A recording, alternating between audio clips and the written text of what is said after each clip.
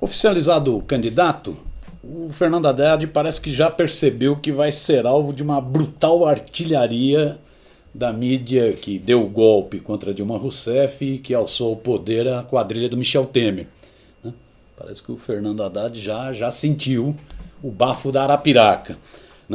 Essa disparada dele nas pesquisas, esse último Ibope, por exemplo, Haddad sobe 11 pontos percentuais, e já está se aproximando do Coiso, do candidato fascista que está em primeiro lugar nas intenções de voto. Essa disparada dele vai atiçar um jornalismo de guerra contra ele. Então, a impressão que dá é que é isso, o Haddad percebeu. Ele, quando foi candidato a prefeito, quando ele foi prefeito em São Paulo, ele já sentiu a barra pesada dessa imprensa, da chamada grande imprensa. Ele não teve um minuto só de paz durante toda a sua gestão. Infelizmente, nessa ocasião, ele não tomou nenhuma atitude que estimulasse a diversidade e a pluralidade de informação em São Paulo. Sendo agora o candidato do Lula, como todo mundo brinca, ele sabe que o ex-presidente só está no cárcere em função da pressão que a mídia exerceu. A mídia exigiu a prisão política de Lula. Então, Haddad está prevendo que coisa ruim vem por aí. A impressão que me dá é que ele então está aplicando já algumas vacinas. Ele tem dado declarações que demonstram uma certa predisposição de enfrentar a ditadura midiática caso ele seja eleito presidente da República. Vale lembrar, em pleno Jornal Nacional, ele deixou o âncora teleguiado da família Marinho, o chamado Bonitão, com aquela cara de nádega ao lembrar que a TV Globo é investigada pela Receita Federal. Já nessa semana, na sabatina da Folha, Haddad questionou a concentração midiática que existe no Brasil, onde 7 famílias controlam o grosso dos meios de comunicação, e foi muito taxativo ao dizer que pretende discutir com a sociedade uma proposta de regulação do setor que limite o monopólio e estimule a concorrência.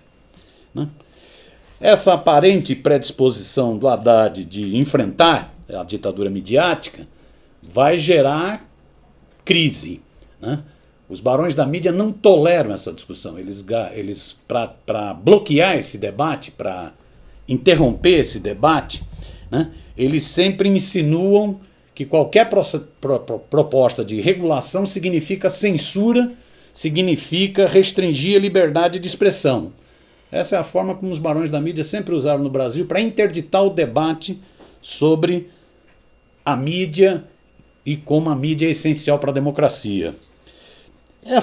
Isso é pura bravata dos barões da mídia, porque regulação existe no mundo inteiro. Regulação desse setor existe no mundo inteiro. Em todos os continentes você tem legislações que tratam sobre mídia. O Brasil é uma exceção. No Brasil não se discute mídia. Vamos pegar 2 exemplos básicos. A imprensa nativa, com o seu complexo de vira-lata, com o seu espírito colonizado, adora os Estados Unidos. Tudo que os Estados Unidos fazem é ótimo. Pois bem, então deviam estudar um pouco o que ocorre nos Estados Unidos. Na verdade, eles sabem o que ocorre nos Estados Unidos. Nos Estados Unidos existe uma forte regulação do setor de comunicação. Desde a década de 20, o FCC é um órgão que faz o acompanhamento do que ocorre na mídia. É um órgão da sociedade que acompanha o que ocorre na mídia. Para se ter uma ideia, nesse período, mais de 100 outorgas de rádio e televisão já foram cassadas nos Estados Unidos. Porque a mídia não pode fazer o que lhe dá na telha. Uma das últimas cassações de outorga nos Estados Unidos foi uma televisão local que fez propaganda do Holocausto nazista. O FCC não teve dúvida, cassou a outorga, porque televisão, que é uma concessão pública, não pode fazer propaganda de tortura, assassinato, câmaras de gás, não pode fazer propaganda do Holocausto que matou mais de 6 milhões de judeus, comunistas, ciganos na Alemanha. Lógico que o Bolsonaro e a turma do Bolsonaro, seus seguidores fanáticos e idiotas, devem achar que o FCC é um antro de comunistas. Mas não é não. É no coração do sistema capitalista, nos Estados Unidos. Nos Estados Unidos também tem uma leizinha que proíbe a chamada propriedade cruzada, que é a cartelização nos meios de comunicação. Uma mesma empresa não pode ter TV aberta e TV por assinatura, rádio AM, rádio FM, internet, jornal, revista. Imagine se essa lei fosse aplicada no Brasil. Coitada da família Marinho. Né? Já no Reino Unido, que é o chamado berço do capitalismo, também desde a década de 20, existe um órgão, uma oficina de comunicação, Ofcom, que faz a regulação do setor. E também é um órgão duríssimo em garantir uma civilidade nas concessões públicas de rádio e televisão.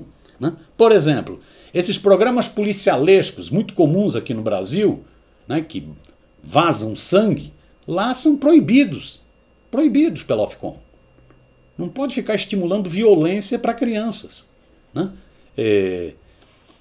Isso aplicado no Brasil, a bancada da bala não ia gostar muito, já que ela é eleita graças a esses programas. Né?